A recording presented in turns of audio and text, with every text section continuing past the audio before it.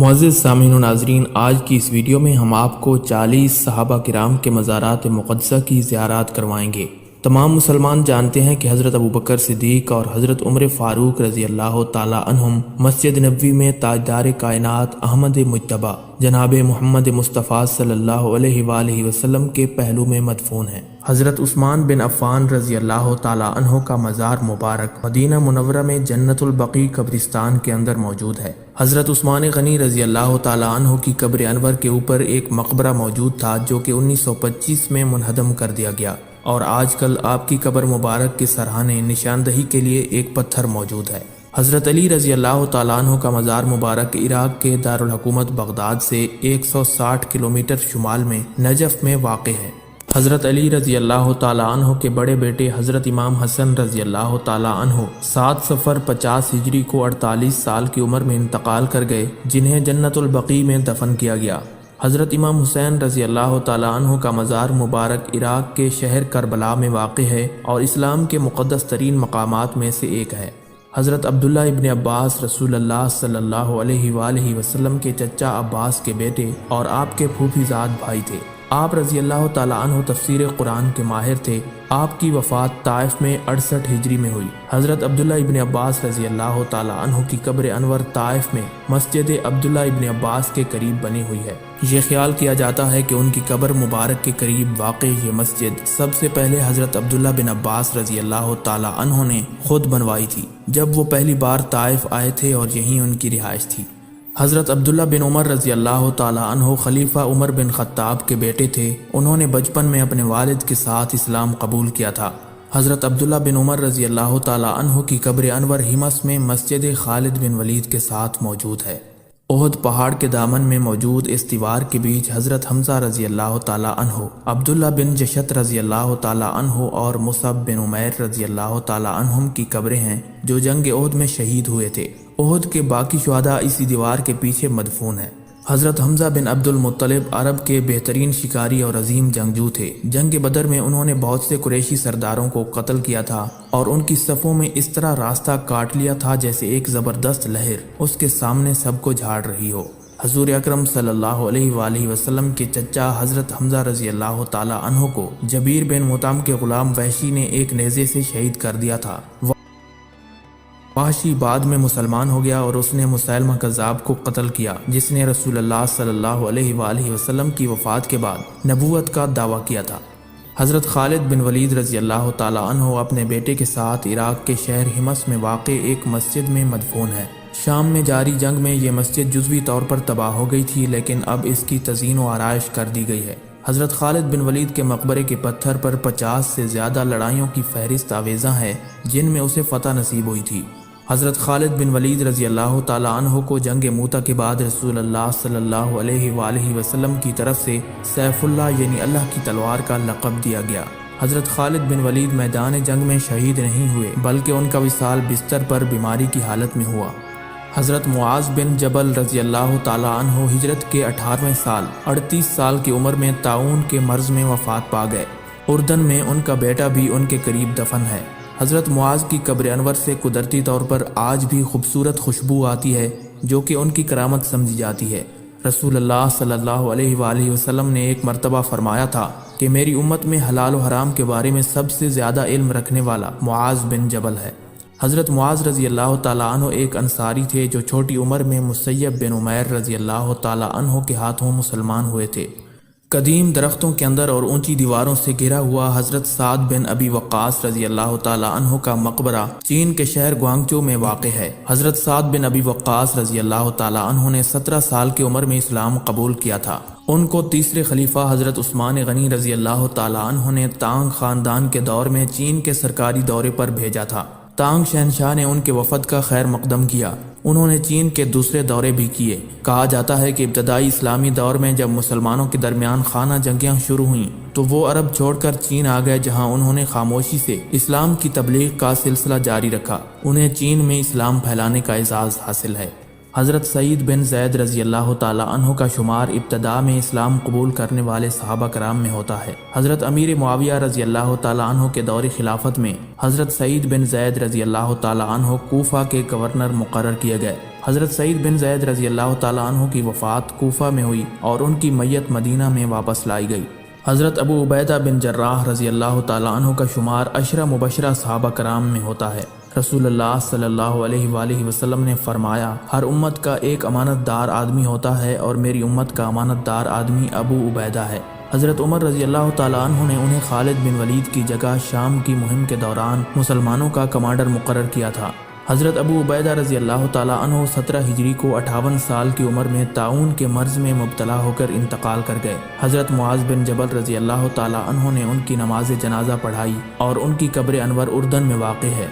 حضرت زید رضی اللہ تعالیٰ عنہ رسول اللہ صلی اللہ علیہ وآلہ وسلم کے واحد صحابی ہیں جن کا قرآن مجید میں نام کے ساتھ ذکر کیا گیا ہے۔ حضرت زید آپ صلی اللہ علیہ وآلہ وسلم کے منہ بولے بیٹے تھے۔ حضرت علی رضی اللہ تعالیٰ عنہ کے بعد غلاموں میں سب سے پہلے اسلام قبول کرنے والے حضرت زید تھے۔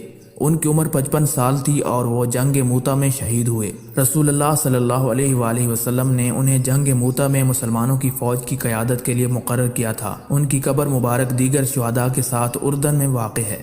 حضرت ابو ایوب انصاری رضی اللہ تعالیٰ عنہ کا مقبرہ ترکی کے شہر استنبول میں واقع ہے۔ جب رسول اللہ صلی اللہ علیہ وآلہ وسلم نے مدینہ منورہ کی طرف ہجرت کی تو تمام انصار اپنے گھر میں آپ صلی اللہ علیہ وآلہ وسلم کی میزبانی کے خواہش مند تھے۔ آپ صلی اللہ علیہ وسلم نے فیصلہ کیا کہ وہیں ٹھہریں گے جہاں آپ کی اونٹنی رکے گی، جو حضرت ابو ایوب انصاری رضی اللہ تعالیٰ عنہ کی رہائش گاہ پر رک گئی۔ رسول اللہ صلی اللہ علیہ وآلہ وسلم 7 مہینے تک ان کے گھر میں رہے۔ آپ رضی اللہ تعالیٰ عنہ 80 سال کی عمر میں بھی اللہ تعالیٰ کی راہ میں جہاد کے لیے نکلے تھے۔ ان کا انتقال قسطنطنیہ کی مہم کے دوران ہوا۔ عثمانی دور میں اس مسجد میں سلطانوں کی تاج پوشی کی تقریب منعقد کی جاتی تھی۔ حضرت العاص بن سہیل جنہیں ابو جندل بھی کہا جاتا ہے، ایک مشہور صحابی تھے جو صلح حدیبیہ کے بعد مکہ واپس آنے والے پہلے شخص تھے۔ وہ عبداللہ ابن سہیل کے بھائی اور قریش کے خطیب سہیل بن عمرو کے بیٹے تھے۔ حضرت ابو جندل 18 ہجری میں موجودہ اردن میں ایموس کے طاعون کی وجہ سے وفات پا گئے۔ حضرت انس بن مالک رضی اللہ تعالیٰ عنہ کا مزار عراق کے شہر بصرہ میں واقع ہے۔ آپ کے مزار کو دھماکہ خیز مواد سے تباہ کر دیا گیا تھا، جس کی وجہ سے مسجد اور مزار کو بہت زیادہ نقصان پہنچا۔ یہ مزار اب بھی مسلمانوں کی سیر کا ایک مقبول مقام ہے۔ مشہور روایت کے مطابق حضرت ابو ہریرہ رضی اللہ تعالیٰ عنہ کو مدینہ منورہ کے قبرستان جنت البقیع میں دفن کیا گیا تھا۔ نبی کریم صلی اللہ علیہ وآلہ وسلم کے وصال کے بعد ابو ہریرہ رضی اللہ تعالیٰ عنہ نے اپنی باقی زندگی مدینہ میں حدیث کی تعلیم دیتے ہوئے گزاری۔ حضرت عمر رضی اللہ تعالیٰ عنہ کے دور حکومت میں انہیں بحرین کا گورنر مقرر کیا گیا۔ ابتدائی اموی خلافت کے دوران حضرت ابو ہریرہ رضی اللہ تعالیٰ عنہ 59 ہجری میں 78 سال کی عمر میں وفات پا گئے اور جنت البقیع میں دفن ہوئے۔ یہ حضرت عبداللہ بن رواحہ رضی اللہ تعالیٰ عنہ کا مقبرہ ہے، جنہیں رسول اللہ صلی اللہ علیہ وآلہ وسلم نے جنگ موتا میں مسلمانوں کی فوج کی قیادت کے لیے مقرر کیا تھا۔ جنگ موتا میں حضرت جعفر رضی اللہ تعالیٰ عنہ کی شہادت کے بعد حضرت عبداللہ بن رواحہ نے جھنڈا اپنے ہاتھ میں لیا اور کافروں کو کاٹنے لگے۔ ان کی انگلی شدید زخمی تھی اور ڈھیلی لٹکی ہوئی تھی۔ انہوں نے لٹکتی انگلی کو پاؤں کے نیچے رکھا اور ہاتھ سے کھینچ لیا، پھر آگے بڑھے اور اپنی تلوار سے وار کرتے ہوئے شہید ہو گئے۔ آپ رضی اللہ تعالیٰ عنہ اور موتا کے دیگر شہداء کو اردن میں کرک نامی علاقے میں دفن کیا گیا۔ حضرت عبداللہ ابن مسعود رضی اللہ تعالیٰ عنہ کو قرآن کا سب سے بڑا مفسر مانا جاتا ہے۔ حضرت عبداللہ ابن مسعود کی وفات مدینہ میں 59 سال کی عمر میں ہوئی اور وہ رات کو جنت البقیع میں دفن ہوئے۔ ان کی نماز جنازہ حضرت عمار بن یاسر نے پڑھائی اور وفات کے وقت آپ رضی اللہ تعالیٰ عنہ نے 90,000 درہم کی دولت چھوڑی، جو ان کے ورثاء میں تقسیم کی گئی۔ حضرت حسان بن ثابت رضی اللہ تعالیٰ عنہ ایک عربی اسلامی شاعر تھے۔ انہوں نے 60 سال کی عمر میں اسلام قبول کیا اور وفات کے وقت ان کی عمر 110 سال سے زیادہ تھی۔ آپ رضی اللہ تعالیٰ عنہ نے مدینہ منورہ میں وفات پائی۔ حضرت عمار بن یاسر رضی اللہ تعالیٰ عنہ کا شمار اسلام لانے والے پہلے صحابہ کرام میں ہوتا ہے۔ ان کی عمر 90 سال سے زیادہ تھی اور وہ جنگ صفین میں شہید ہوئے تھے۔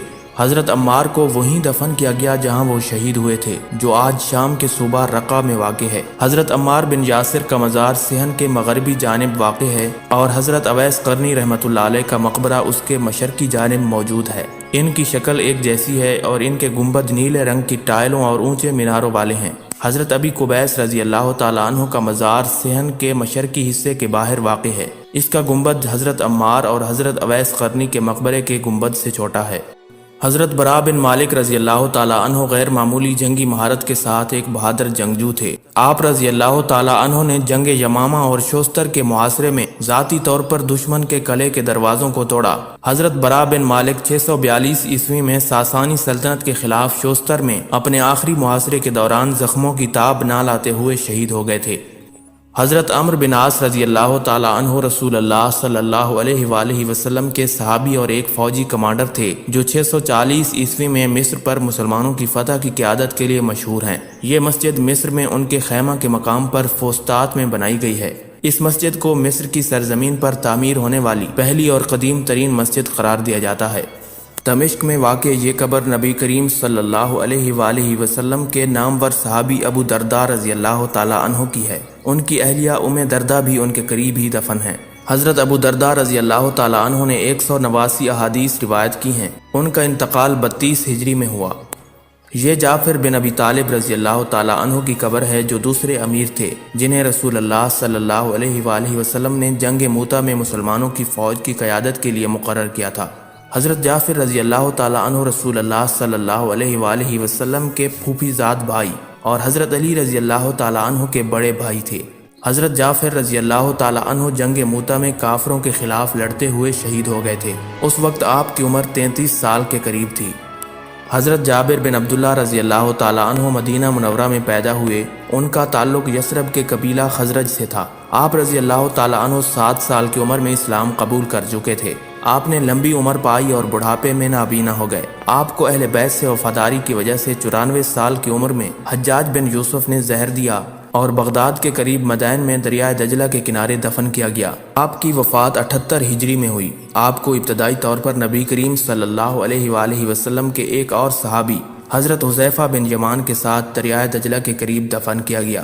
1932 میں حضرت جابر اور حذیفہ رضی اللہ تعالیٰ عنہم کی قبروں کو نکالا گیا اور ان کو مدائن میں حضرت سلمان فارسی کی قبر مبارک کے پاس دفن کیا گیا۔ قبروں میں پانی جمع ہونے کی وجہ سے قبر کشائی کی گئی تھی۔ 1300 سال بعد بھی ان کے جسم مبارک اسی حالت میں تھے جس طرح انہیں دفن کیا گیا تھا۔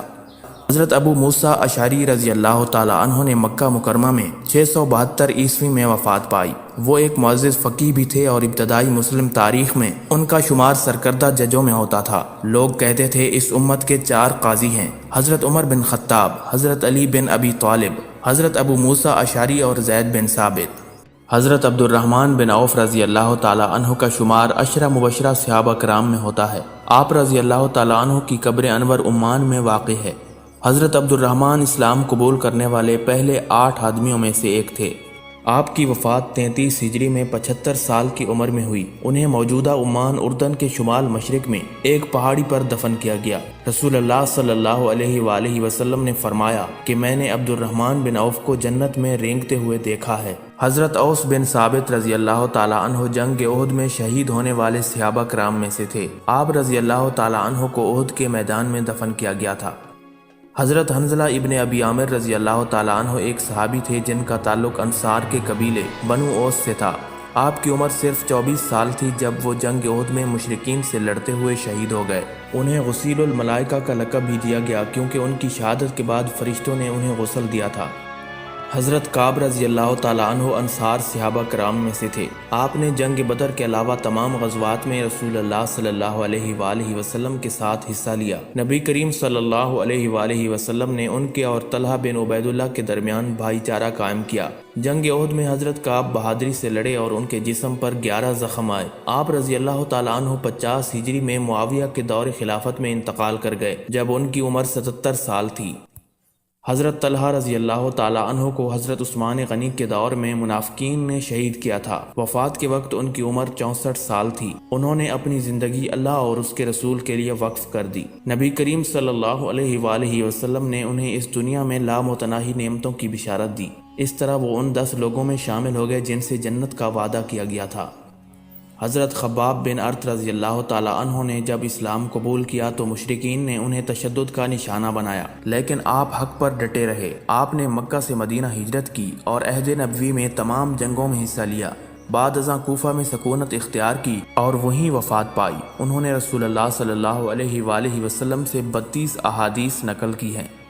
حضرت خباب رضی اللہ تعالیٰ عنہ وہ پہلے شخص تھے جنہیں کوفہ سے باہر شہر کے دروازے کے قریب دفن کیا گیا۔ یہ حضرت بلال بن رباح رضی اللہ تعالیٰ عنہ کی قبر انور ہے جو مسجد نبوی کے مؤذن تھے۔ آپ کی قبر مبارک دمشق کے باب الصغیر قبرستان میں واقع ہے۔ یہ حضرت شرجیل بن حسنہ رضی اللہ تعالیٰ عنہ کی قبر انور ہے جن کا شمار اولین اسلام قبول کرنے والے صحابہ کرام میں ہوتا ہے۔ وہ مسلمانوں کے دوسرے گروہ میں سے تھے جنہوں نے حبشہ اور بعد میں مدینہ منورہ کی طرف ہجرت کی۔ اردن کا ایک بڑا حصہ ان کے ہاتھوں فتح ہوا۔ کچھ وقت کے لیے انہیں اردن کا گورنر بھی بنایا گیا تھا۔ شمالی فلسطین پر مسلمانوں کے قبضے میں ان کا اہم کردار تھا۔ حضرت شرجیل بن حسنہ رضی اللہ تعالیٰ عنہ طاعون کی وجہ سے وفات پا گئے تھے۔ یہ مشہور صحابی حضرت عبادہ بن صامت رضی اللہ تعالیٰ عنہ کی آرام گاہ ہے۔ یہ مسجد اقصیٰ کے باہر باب الرحمہ قبرستان میں واقع ہے۔ آپ رضی اللہ تعالیٰ عنہ ہر جنگ میں رسول اللہ صلی اللہ علیہ وآلہ وسلم کے ساتھ لڑے۔ وہ ان 5 انصاری صحابہ میں سے تھے جنہوں نے نبی کریم صلی اللہ علیہ وآلہ وسلم کے زمانے میں قرآن مجید پر مکمل عبور حاصل کیا تھا۔ خلیفہ عمر رضی اللہ تعالیٰ عنہ نے انہیں قاضی بنا کر فلسطین بھیجا۔ آپ کا انتقال فلسطین میں سن 34 ہجری میں 72 سال کی عمر میں ہوا۔ ناظرین کرام، امید کرتے ہیں کہ ویڈیو آپ کو ضرور پسند آئی ہوگی، لہٰذا اسے لائک کریں اور مزید اسلامی اور تاریخی معلوماتی ویڈیوز کے لیے ہمارے چینل انفو نگر کو سبسکرائب کرنا نہ بھولیں۔